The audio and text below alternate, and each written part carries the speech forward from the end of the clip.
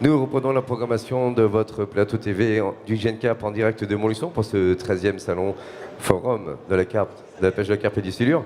Après la technologie, après les grands noms de la pêche et de la fabrication de pêche, j'avais envie de faire la part belle et laisser l'occasion de s'exprimer au côté plus artisanal pour défendre un certain savoir-faire. Pour l'occasion, c'est The One Fishing de Monsieur Fabien Creux, accompagné de son fidèle acolyte, qui va venir nous parler de leurs produits qu'ils nous ont amenés. Mais je vais laisser déjà se présenter. Fabien, la parole est au boss. Oui, merci Stéphane.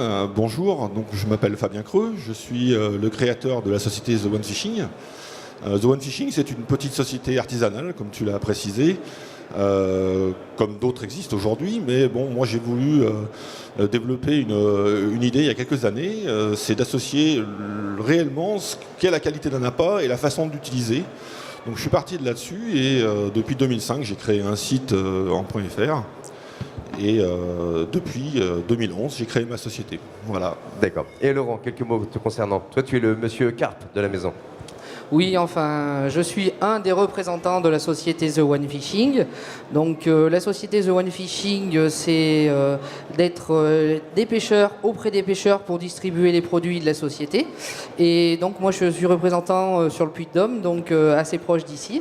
Et donc, moi, ça fait 2 ans que je suis dans la société pour épauler Fabien. Et donc, puis, Laurent, il joue à domicile voilà. aujourd'hui. Voilà, presque. Tout à fait. Je reviens vers Fabien qui, je vais te demander de nous donner quelques informations concernant la société même. D'où t'es venue cette envie? Qu'est-ce que tu cherchais, que tu n'as peut-être pas trouvé, ce qui a ensuite déclenché la création de cette entreprise? Qu'est-ce qui te caractérise vraiment? Qu'est-ce qui ferait, je dirais, l'esprit, la marque de fabrique, l'identité, l'esprit de The One Fishing? L'esprit de One Fishing, c'est la volonté absolue de réussir, quelles que soient les conditions. Donc tous les produits que j'ai conçus aujourd'hui sont dédiés pour des circonstances de pêche très particulières. Bon, les grands classiques de pêche d'hiver, pêche d'été, etc. Il y a des pêches également en eau close, des pêches en rivière, des démarches particulières. Donc tout est parti de là. Ce qui me démarque aujourd'hui, c'est que je propose vraiment des produits de terrain qui ont été créés par moi, pêchés régulièrement par diverses personnes sur toute la France et tout type d'eau.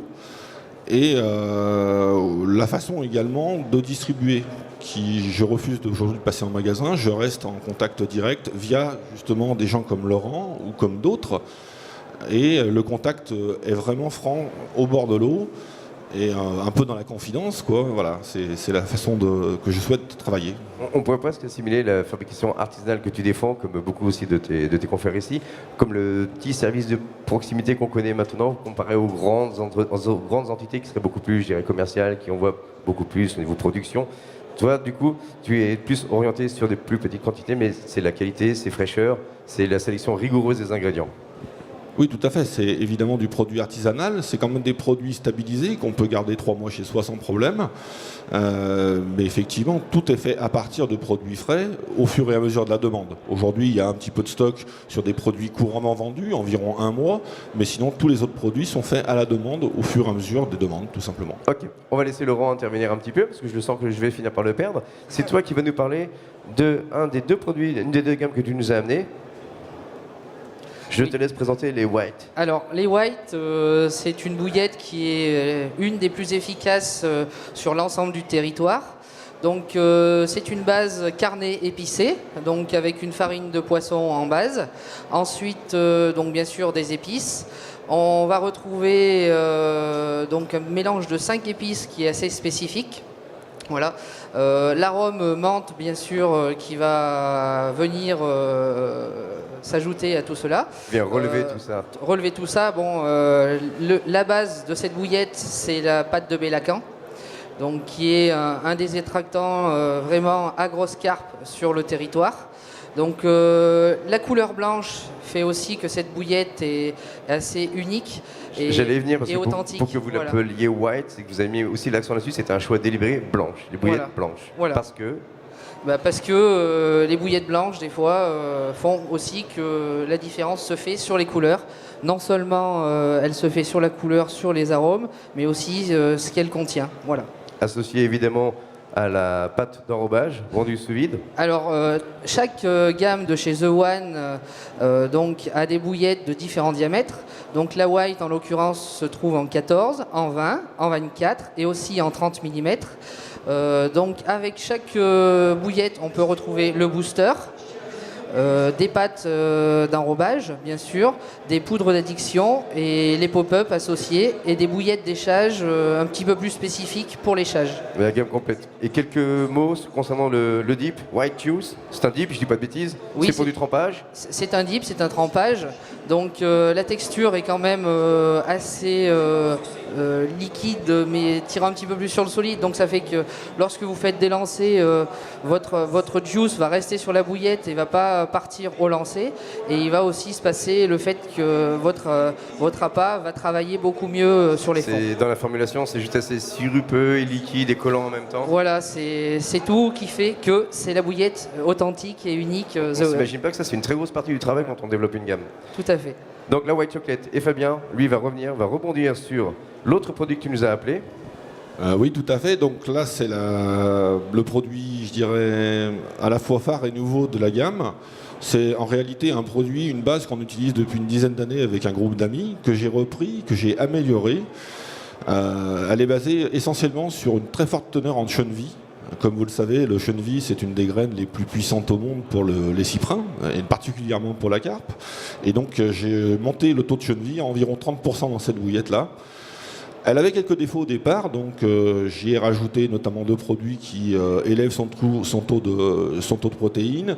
Elle a un côté nutritif un peu plus élevé qu'au départ. Et bien sûr, comme dans tous les autres produits The One, j'y ai rajouté un mélange d'épices, dont une épice particulièrement puissante qui est bien connue, le Robin Red. Et puis quelques éléments carnés qui font qu'on a une bouillette quasiment aujourd'hui presque parfaite. J'aime pas ce mot-là, mais on n'est pas loin. Mais parce qu'une telle proportion de cheneville, moi-même, je m'interroge, ça doit poser des problèmes au niveau mécanique, je veux dire, de roulage. Donc tu vas être obligé de, sans dévoiler les secrets de la recette, mais là, avec 30% de cheneville, il faut faire attention à quoi au niveau mécanique, liant et autres. Alors effectivement, la mécanique, ça a été vraiment le gros problème. Bon, je te cache pas qu'il y a des dizaines et des dizaines de kilos, voire des centaines qui sont passés à la poubelle avant d'y arriver. C'est très difficile de lier un tel taux de graines. Aujourd'hui, la bouillette n'est proposée qu'en 20 ou 24 mm pour cette raison-là. En 14, ça ne passe pas, voilà, tout simplement.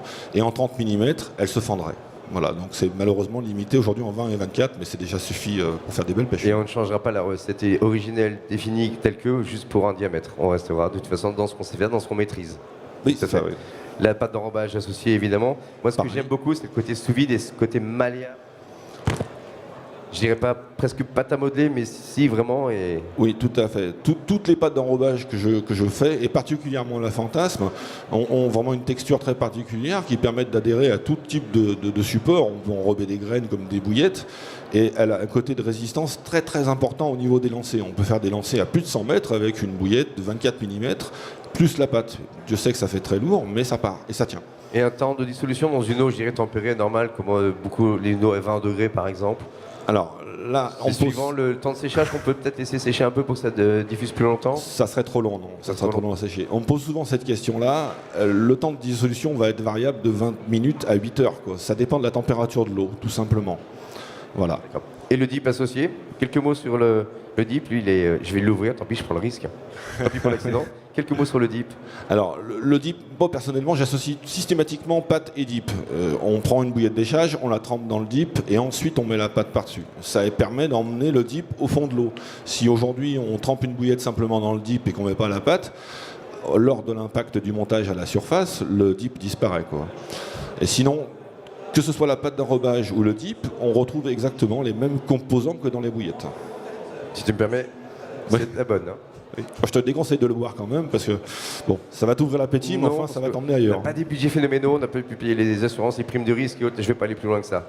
Par contre, je crois savoir que notre ami va être très demandé sur le stand et on va enchaîner sur la partie silure. Donc je vais te laisser demander. Merci. Merci à toi Laurent, et bon courage. Laurent, Fabien va te renvoyer dans l'arène et nous allons accueillir donc ton second acolyte qui lui va nous parler plus de ta gamme Silure, Siluris One que tu as développée et qui fait aussi quand même pas mal de bruit au vu de ce qu'on envoie sur Facebook, réseaux sociaux et surtout les catch reports qui me sont parvenus. Oui, donc je vous présente Samuel Déal, qui est le co-créateur de la gamme Siluris One. C'est un produit que nous avons créé il y a environ 3 ans et qui, comme tu l'as dit, commence à faire parler de lui sur le net, à tel point qu'il y a même des gens qui commencent à douter de nos résultats. Et Dieu sait que pourtant qu'ils se trompent et que c'est bien la réalité des choses. Je les invite d'ailleurs à consulter ce qu'on trouve aujourd'hui sur Internet, des vidéos, des choses comme ça. On ne peut malheureusement pas tout filmer. Je crois qu'en régie, on nous projette une petite vidéo qui va une illustrer... série de départ qui laisse rêver en ces temps de disettes de résultats de poissons, du fait de la météo, bien sûr. On n'a pas des hivers aussi rigoureux qu'avant en ce moment, mais les départs ne sont pas aussi nombreux qu'en plein été. Et là, je peux vous dire que j'ai regardé ça encore hier soir, ça fait du bien. Oui, en fait, c'est une pêche qui est vraiment très différente de la pêche de la carpe, dans le sens où on la fait vivre constamment. C'est-à-dire qu'on ne laisse pas les cannes sur un support et on attend que ça se passe. Parfois, ça arrive, mais enfin, pour développer ces résultats-là, il faut vraiment développer une pêche active. Mais là, je vais laisser Samuel en expliquer la chose. Et Samuel, bonjour Samuel, merci d'avoir pris le temps de venir nous rejoindre. Quelques mots, tu te présentes et après tu vas nous présenter la gamme de produits dont tu t'occupes plus particulièrement. Oui, bonjour, je m'appelle Samuel, donc. Je suis ami de Fabien depuis quelques temps déjà. Bien près le micro, bien près s'il te plaît. On s'est rencontrés au bord du Rhône, comme par hasard, bien sûr. C'est là qu'on fait les meilleures rencontres, à la pêche, voilà, c'est les meilleures rencontres. Et puis, du coup, moi, j'ai vu cette société se créer. On a fait des pêches fabuleuses en termes de pêche à la carpe. Et puis, tout est parti d'une pêche où Fabien avait mis un petit ingrédient qu'il fallait pas mettre. Et ça s'est transformé en une pêche silure où il y a eu 9 poissons de toucher pour 8 sorties.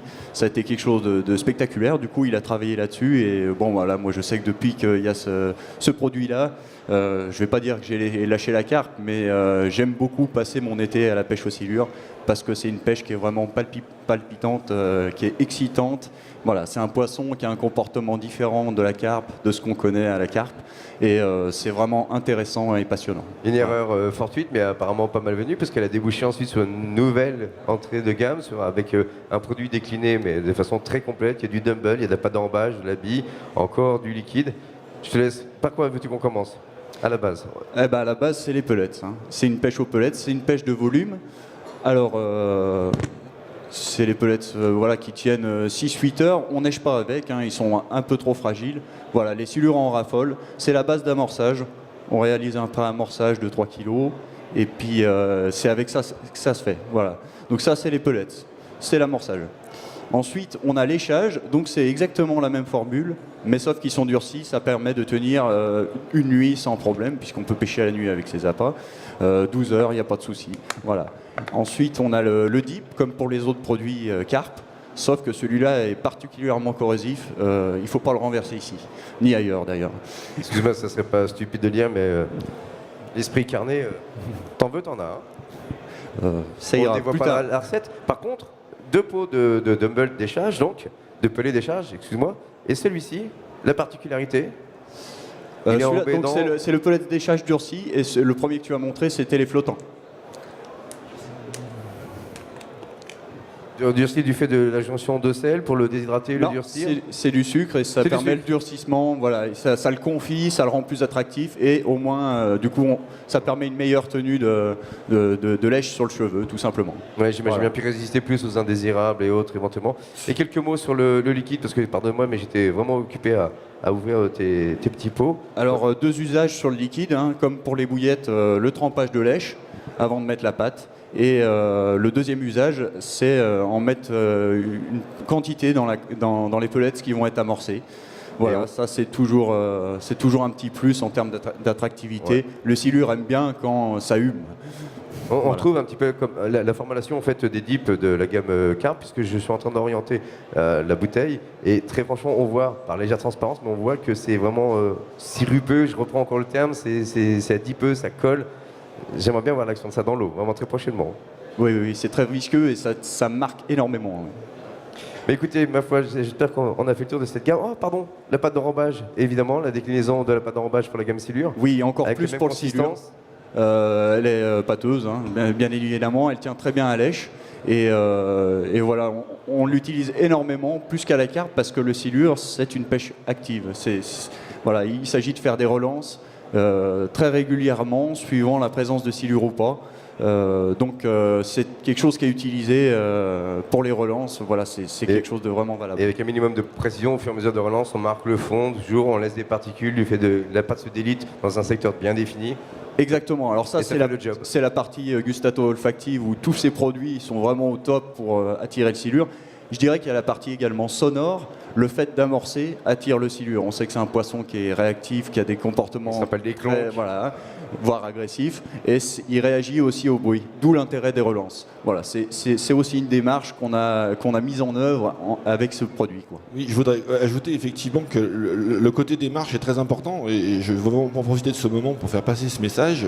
Il ne suffit pas malheureusement de lancer la canne avec le produit au milieu de nulle part pour prendre un silure. J'ai souvent des gens qui partent dans ce schéma-là.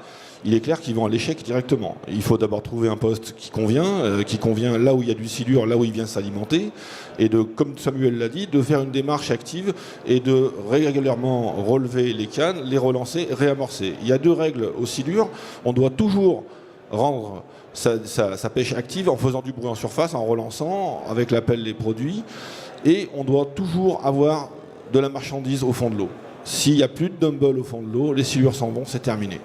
Donc en fait, tu viens de nous ressortir une nouvelle mode de pêche, la pêche au silure en statique, opposé, mais dynamique en même temps. C'est tout à fait ça, tu as tout compris. On ne va pas tarder à trouver un nom anglais avec un phishing à la fin pour qualifier ça. Je te laisse travailler là-dessus. En attendant, parlant de travail, je suis sûr que vous êtes très pris là-bas. Nous aussi, on a un horaire à respecter, ne m'en veuillez pas. Merci d'avoir pris le temps de nous répondre. Je me doute que vous allez avoir beaucoup de boulot là-bas avec cette superbe gamme.